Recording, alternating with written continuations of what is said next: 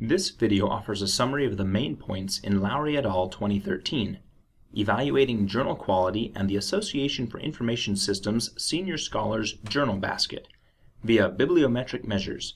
Do expert journal assessments add value? Click on the title to be redirected to the article on MISQ.org. Journal quality and rankings are integral to scholarly life. We as researching professors focus our efforts around publishing in journals that are considered A-level outlets. This helps determine whether we get tenured and promoted. But historically, only two information systems journals have consistently been considered A-level: MIS Quarterly and Information Systems Research. Having only two IS journals of excellent quality significantly reduces the likelihood of an IS scholar publishing in an excellent IS journal.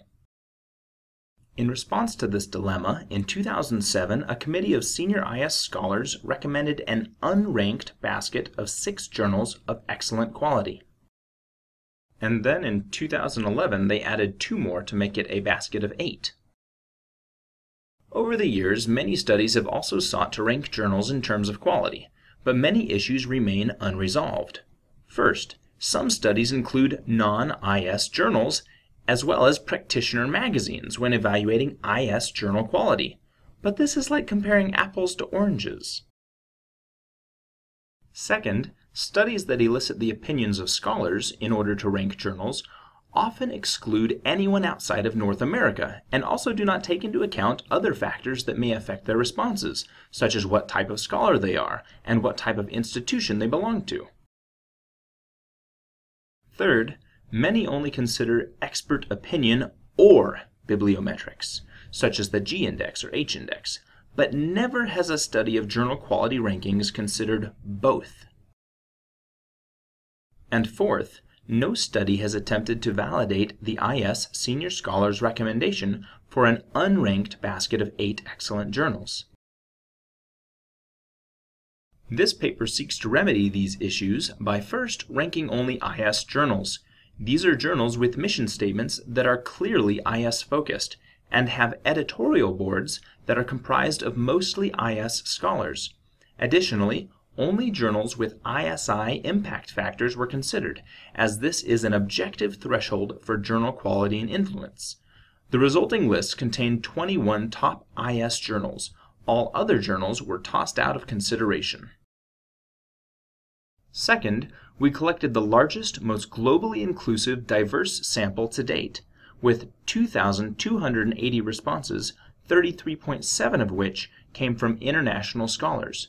We also accounted for a number of other demographic factors, as shown in this table. Third, in addition to gathering this enormous sample of expert opinions, we examined bibliometrics, including citation scores, H-type index scores, and social network analysis metrics. In addition to this, we compared these bibliometrics to the expert opinions in order to see how well they aligned. And fourth, we were able to test the senior scholar's unranked basket of 8 excellent IS journals against all of this data to see if there was substance and validity to the suggested basket. What we found was that there is no significant difference between expert opinions and bibliometrics. This is a tremendous finding because soliciting expert opinions is an enormous undertaking that must be repeated every time a new study is conducted, whereas bibliometrics can be accessed at any point in time with relative ease, and with the potential to be automated. We also found that the senior scholar's basket of 8 journals is only partially supported. To assess this, we created composite scores for each of the 3 bibliometric measures: citation scores, H-type index scores, and SNA. Then we conducted a thorough sensitivity analysis by applying 4 different weighting schemes to these scores. What we found was that the 3 journals with the highest rankings were completely unaffected by the various weighting schemes. Their rank positions were consistent, with MIS Quarterly ranked first, then ISR, and then JMIS. Of the remaining 18 journals, 8 were consistently ranked in the next 8 slots, although their position within those 8 slots varied, depending on the weighting scheme applied during the sensitivity analysis. Interestingly, in the course of the various analyses, we also found that some journals did not exhibit top quality journal behavior, but instead engaged in rather niche-like behavior, including really high short-term self-citations and really low IS influence scores.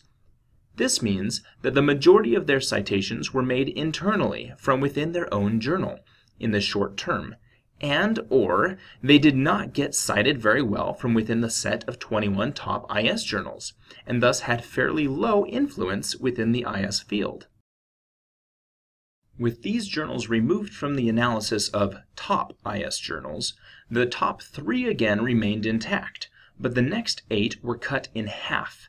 Thus, the final results of the study show that the concept of an unranked basket of 8 IS journals is not consistent with actual bibliometrics.